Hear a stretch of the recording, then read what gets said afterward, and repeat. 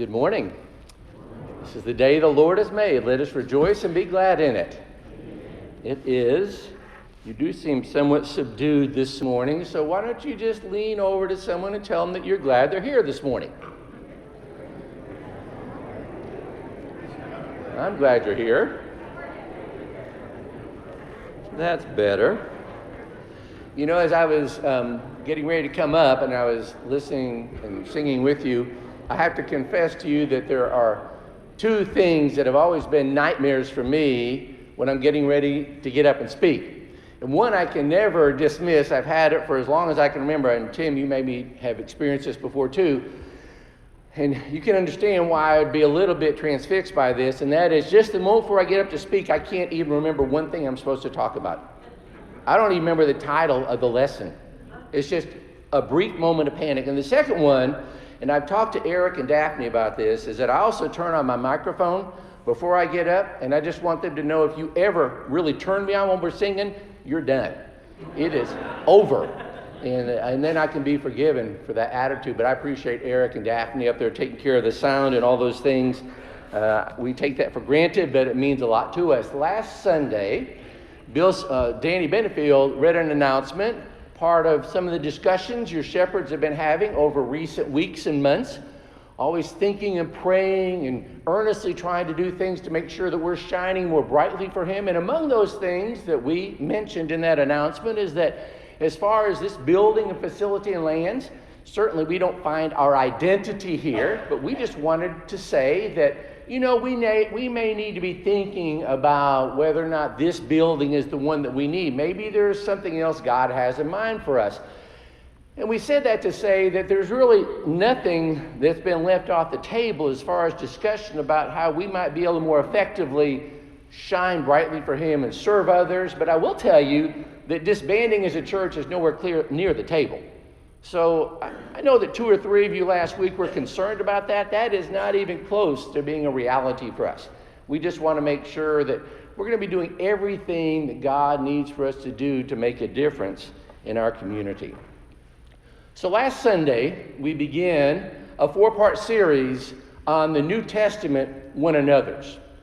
The Greek word is allelon, and that word, which means reciprocal or mutual, that word appears 56 times in the New Testament. If for no other reason than just the fact that it appears that often, we have to understand and believe and realize that this must be something that's near and dear to the heart of God, to focus on the one another's. One of the challenging things about this subject of the one another's is that it affects every one of us. This half of the church cannot say, well, that's really for the other half, and this half can't say, well, that's just for the older people. It affects all of us. It impacts all of us, these challenges, and not only that, but they're daily. It's not just for Sunday. It's not just when we're around people that reciprocate. But these one another's are to impact us in every sense of the word. And truly, we should be known for the one another's, not for this building, but we should be known for those one another's. And last Sunday, the first Sunday, we began where you have to begin if you're going to talk about the one another's, and that is love one another. Is there anything I can do for you?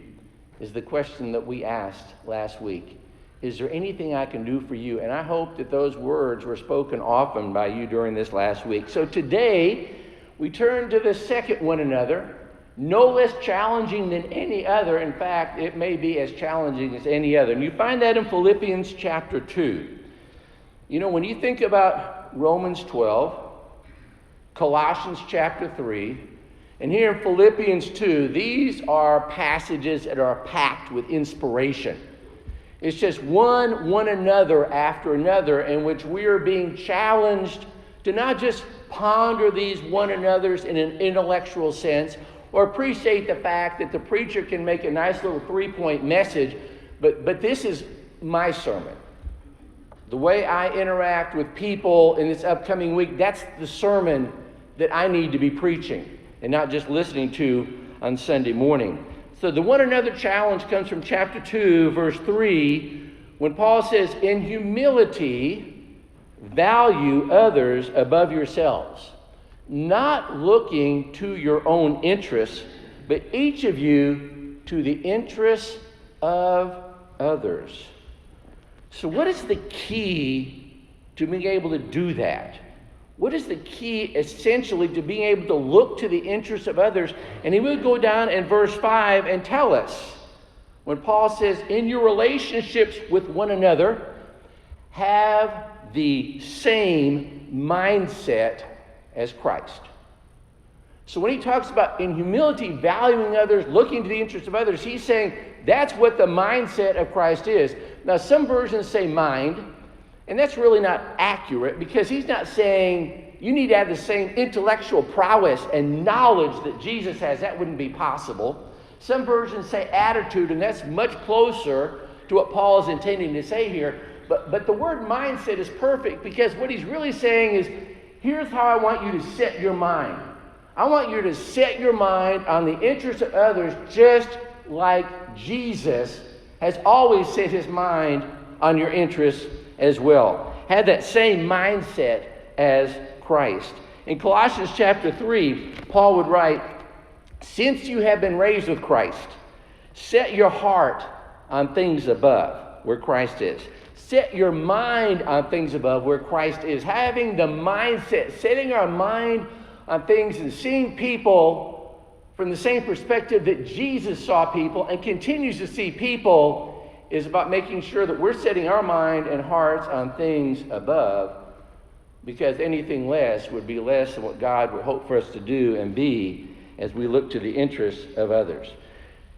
Without a doubt, when you look at the life and death of Jesus, that absolutely epitomizes what it means to look out for the interests of others. There was nothing self-serving for Jesus during his life and death. It was always about looking out for the interests of others.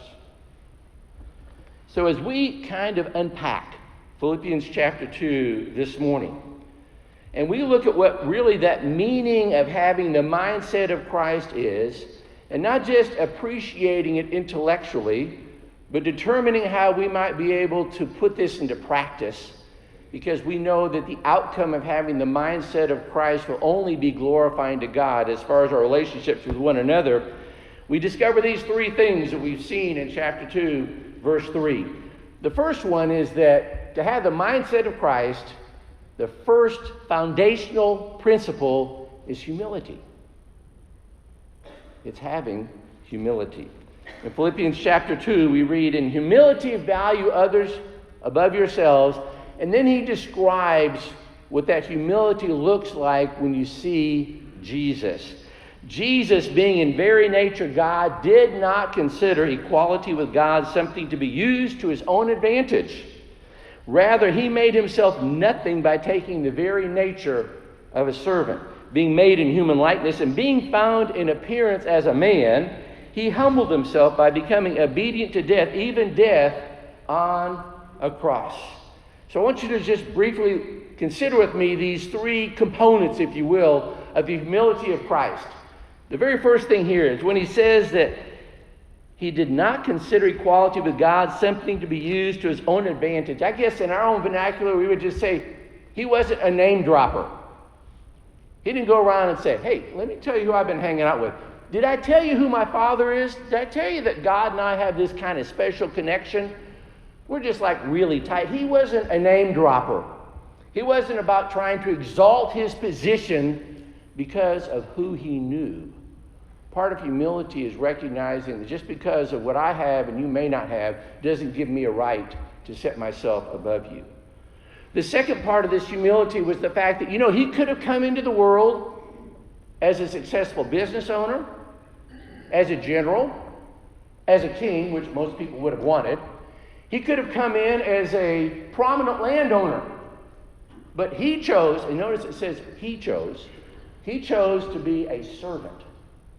For the Son of Man did not come to serve, did not come to be served, but rather to serve others and give his life as a ransom for many. So Jesus decided to come in as a servant.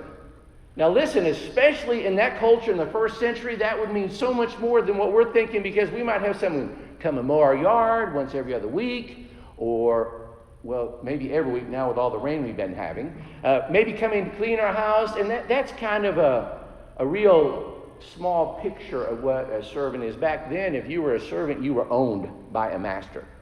A master owned you. So you really gave up all your rights and all of your privileges. And that's what Jesus is saying about being a servant. And then the scripture says, not only did he not take advantage of his standing to try and impress people, not only did he become a servant, but the third thing it says here is he became obedient to death on a cross. Now listen, if that obedience had been, God wants me to be nice, that would have been great. We would have been admiring that. He wants me to treat people with dignity, and he would have done that too. He wants me to share some really good stories, and I can obey that. And all those things would have been impressive to us as far as obedience, but it wasn't those. He became obedient to death on a cross. I think if we were to sit here for the next 30 minutes and try and ponder the depth of that meaning of obedience, we would still not get it. We would really not appreciate the depth of what that obedience is. That is complete surrender. So Paul would say, "For by the grace given to me, I say to every one of you, do not think of yourself more highly than you ought, but rather think of yourself with sober judgment, in accordance with the faith God has distributed to each of you." You see, humility isn't thinking less of ourselves. It is thinking of ourselves less. Ralph Kiner, sportscaster, famous ex-baseball player, recounted this story that he shared during one of his broadcasts. One year as a member of the Pittsburgh Pirates, he had hit 37 home runs, led the majors in home runs that year. And he's recounting this interaction, and he says, "I went in to see the owner of the team, Branch Rickey, and I told him that I deserved a raise." And he said, "How come?" He said, "I led the majors this year with 37 home runs." And Branch Rickey looked at him and said, "And where do we finish in the standings?" And he said, "Last." And Branch said, "We could have done that without you. So you don't get a raise. So you don't get a raise. Don't think more highly of yourself than you ought." Someone has said we rise by lifting others. Peter said it this way, "All of you, clothe yourselves with humility toward one another, because God opposes the proud, but shows favor to the humble. Humble yourselves, therefore, under God's mighty hand, that he may lift you up in due time." You see, humility is the opposite of "you owe me." Think about that. Humility is the opposite of "you owe me." We all know we live in a world that we think pretty much revolves around us. Many of us have this sense of entitlement. We're not elusive by it. We're not immune to that. But humility is the opposite of "you owe me." In Romans chapter 1, this is what Paul writes to the church at Rome. "I am obligated to both Greeks and non-Greeks, both to the wise and foolish." He had every right to say, "Church in Rome, you owe me. Look what I've done for you." He said, "But you know what? I'm obligated to you." And I don't know if you think about this, but if I'm obligated to Greeks and non-Greeks, that means he's obligated to everybody, because that would be everybody. To the wise and the foolish, that would be to everybody. He says, "You don't owe me anything. What I owe you is to preach the gospel. That's what I owe you. You don't owe me anything." That is an attitude of humility. Genuine humility enables us to take the next step in looking to the interests of others. And it's just one word that also appears in this passage. Yeah, I was hoping that this is what you were seeing. Down here, I'm just seeing all these computer configurations, and I don't know what that is, so I'm glad that you're seeing that. Valuing others. If you were to come to our neighborhood and drive through our neighborhood, it wouldn't be difficult for you to look as you're driving through and see the individuals in our neighborhood who really value the appearance of their lawn, who really value the appearance of their flower bed. You would also see that if you drove by Chris Stubbs' house. What you know when you see that, and by the way, that would not be at my house, but it would be at my next door neighbor's. And what you know as you see the outcome of that is what I know from talking to my neighbors and visiting with them. It's very obvious that they think about it a lot. They spend a lot of time working on it. They spend a lot of money, energy, all those things because they value that. And I'm not being critical at all. In fact, I'm probably jealous. But it does indicate something about what we do with things that we value. If we don't value other people, for maybe not who they are, but for what they can become, then no matter how much humility we have, we will never look to their interests if we don't value them. You see, listen to me carefully. To value others for who they are is not to see ethnicity, gender, economic standing, educational accomplishment, or even political affiliation. Those are not the criteria upon which we should value others. If we're doing, then the world has sold us a bill of goods. They've sold us a bill of goods. But he says, don't value others on worldly standards. It's to see others as God sees us. When we see others as God sees us, then we really start to understand what the message of value is. When we think about how others are seen, notice what 1 Samuel says, a verse you know. The Lord does not look at the things people look at. People look at the outward appearance, but the Lord looks at the heart. When we make a conscious decision to look at people's heart, and not the outward appearance, which just stands in our face so often, but when we really make a conscious effort to look at people's heart, then we begin to value them for who God can make them become, just as he has done that for you and for the person sitting next to you. In 1 Corinthians chapter 10, verse 24, Paul would write, "No one should seek their own good, but the good of others." Valuing others, seeing how we can do good for them. And he doesn't have any parenthetical phrase like, well, only do good for those who do good for you, or only value those who look like you, or only value those who only share your opinions, only value those who always agree with what you say. That is not Jesus' criteria for giving value. In pre-marriage counseling, one of the things I always share with young couples, or older couples, it doesn't matter, I'll look at the man, I'll say, young man, you are marrying one of God's daughters. Value her like he does. Young lady, you are marrying one of God's sons. Value him like God values him. More about this next week. Come back next Sunday, and we're going to talk more about what it really looks like to value people, and it is challenging. God does not mince words. God did not sugarcoat it. So finally, looking to the interests of others, that's what it's all about. We need to have this humility. We need to have this sense of valuing others as God values people, not based on our standards.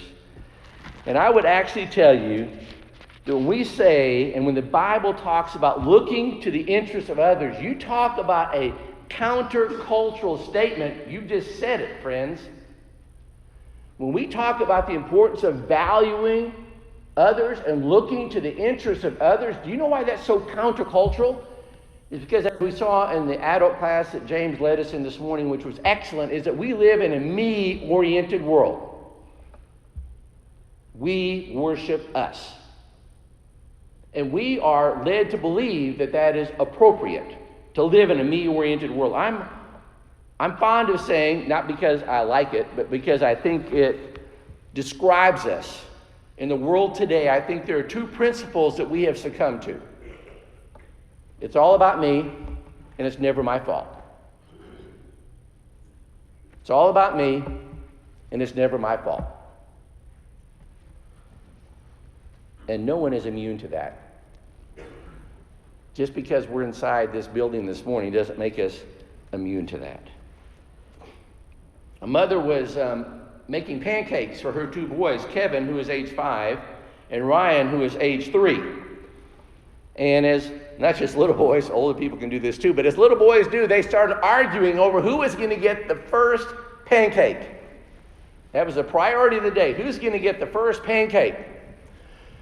As the mother heard Kevin and Ryan arguing, she thought to herself, here is a very teachable moment.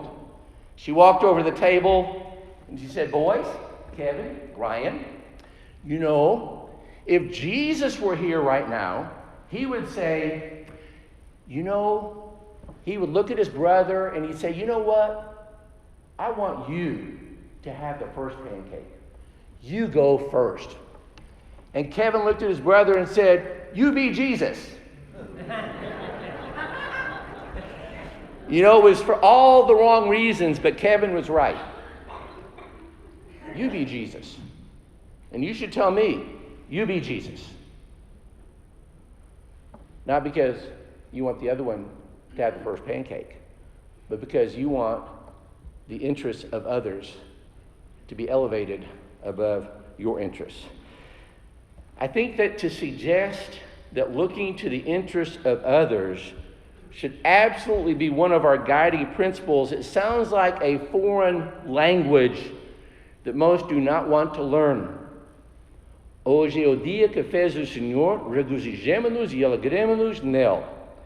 Now I know that if you have been fading and you've been zoning out over the last few minutes or whatever, I wouldn't blame you. But I know that I got your attention right there with a foreign language. You have no clue what I said. But you know, one person in this auditorium really benefited from that. And that's all that really matters. Because I know that Gwen just heard me say, and if she hadn't been so shy, she would have said amen. I just said, this is the day the Lord has made. Let us rejoice and be glad in it. You see, it doesn't really matter if anybody else understands that language of looking to the interests of others. What matters is that we're about that and recognize that it's that person who's on the receiving end who will be blessed. That's the person who will be blessed by what I am sharing, by what I'm doing for that person. You know, not looking to the interests of others has so many adverse, negative consequences. And I found this verse in Proverbs chapter 18, verse 1 that I'd never seen before. It says, an unfriendly person pursues selfish ends, and against all sound judgment starts quarrels. One of the consequences of us not looking to the interests of others is that it leads to us starting quarrels. How come? Because James 4 tells us, why is there fighting and quarreling among you? Because you want something and you don't get it. That's really at the root. That's really at the root of quarreling. You want something, but you don't get it. So are we surprised, or should we be surprised that we're living in a time, and it's probably been every time, by the way, when there is so much friction, and there's so much quarreling, and there's so much tension between people? And I would tell you that Proverbs 18:1 is telling us why. When unfriendly people only think about themselves, even though it makes no sense as far as good judgment, it leads to quarreling. It leads to quarreling. We need to combat quarreling and friction and anxiety and tension in our society by looking to the interests of others. And I need to make sure and qualify here that looking to the interests of others, he's not talking about casual observation or just looking like I look out there and I see David and I see Ray and I see Judy and I see Thelma here. That's not the looking he's talking about. He's talking about looking at others and acting upon it. It's Mark Stebbins this past Thursday recognizing that Bob Erkenbrack is a new place to live, and Mark goes and spends time with him, and parenthetically they watch the OU women win the national softball tournament. Way to go, OU. But it's Ann Boggs going home last Sunday afternoon after our assembly and going to her neighbor's house and saying, is there anything I can do for you? And her neighbor was in so much pain that Ann took her to the ER. That's what it means to look to the interests of others. Not just look, but act upon what you see. In Mark chapter 2, there's a story of a man who was lame, could not walk. Now, it's pretty clear that people looked at him, saw him every day. To be fair, and you would be right, there's really nothing they could do beyond that. Oh, they could say some nice words and whatever, but there's really nothing more they could have done except when the opportunity arose that they could not just look, but act upon that. In this case, Jesus coming to the village. Now they looked to their interest, picked him up, made a hole in the ceiling of the house, made sure they dropped him down, and not only is he able to walk, but more importantly, his sins are now forgiven. So when we look to the interests of others in this spiritual desert that we live in, you know what? He doesn't say you're helpless. Poor you, you have nothing to say.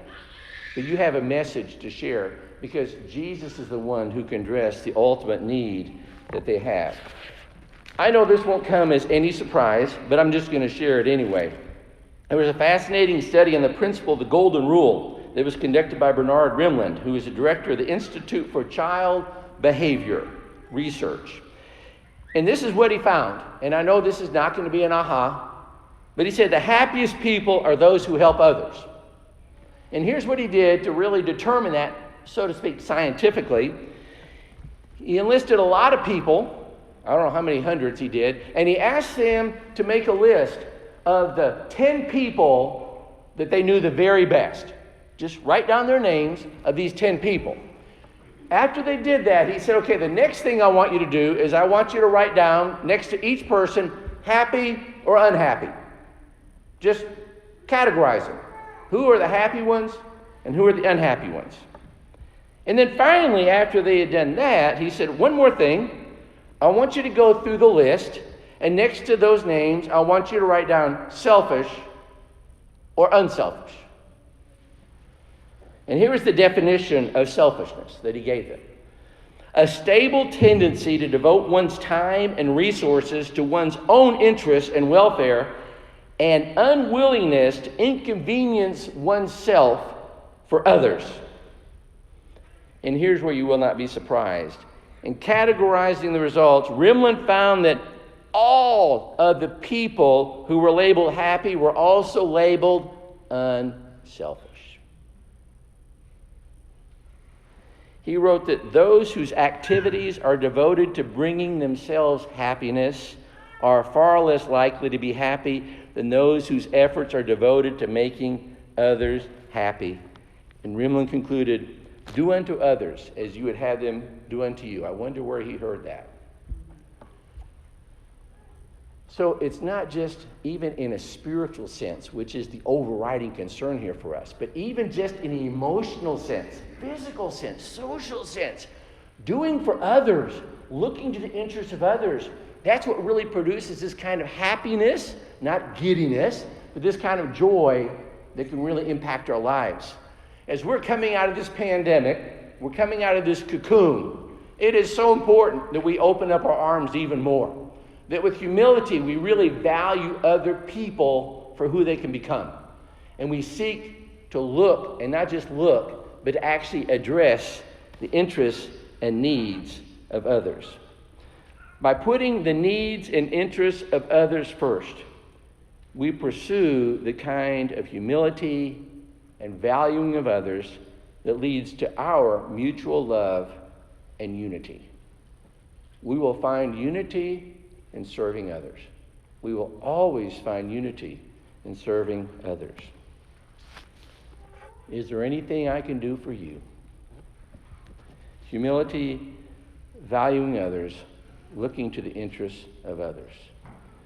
When thinking about looking to the interests of others, we always find ourselves looking at God and looking at his son Jesus. Everything that Jesus did was because of his interest in us, his profound love for us. We come to a time in our service where we acknowledge his sacrifice. We acknowledge that obedience, even obedience to death on a cross, and the power that was displayed with the resurrection. We call it the Lord's Supper. If you're visiting with us today, you are welcome to participate with us. If you would rather not participate, that is between you and God, certainly. But we have stations here at the front and also at the back where we're going to be hearing a song. You're welcome to go there and take these cups and be able to take the bread, which represents his body, and the juice, which represents the blood of Jesus. It is our way of also acknowledging that we appreciate Jesus' humility, that he values us that much, that he actually was willing to die for us, ultimately looking to our own interests. We'll be led in a prayer, and after that song, you're welcome to join with us as we participate in communion in the Lord's Supper.